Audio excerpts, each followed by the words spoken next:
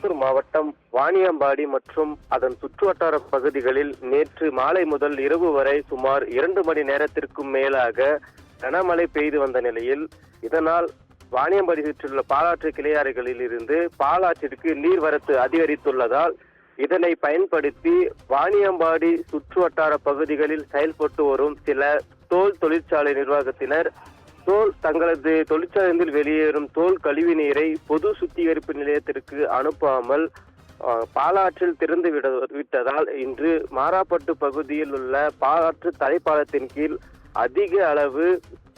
நுரை பொங்கி பாலாறு ஓடுகிறது. மேலும் இப்பகுதியில் பாலாற்றில் இறைச்சி கழிவுகளை கொட்டுவதால் இப்பகுதியில் துர்நாற்றத்துடன் கூடிய பாலாறு தற்பொழுது வெள்ளை நிற நுரையுடன் ஓடி வருகிறது. மேலும் பாலாற்று படுக்கையில் தொடர்ந்து தோல் கழிவு நீரை திறந்து விடப்படுவதால் பாலாற்று படுக்கையில்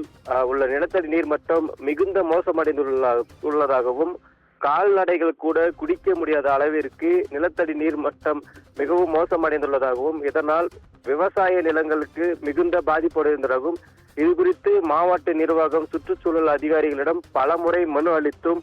அதிகாரிகள் எவ்வித நடவடிக்கை எடுக்காமல் மெத்தனம் போக்காகவே செயல்பட்டு வருவதாக விவசாயிகள் வேதனை தெரிவிக்கின்றனர். மேலும் பாலாற்றில் தோல் கழிவுநீர் கலப்பது தொடர்கதையாகி வரும் நிலையில் இதற்கு பின்னரும் அதிகாரிகள் உரிய நடவடிக்கை எடுக்க வேண்டும் என விவசாயிகளும் சமூக ஆர்வலர்களும் கோரிக்கை விடுத்துள்ளனர்.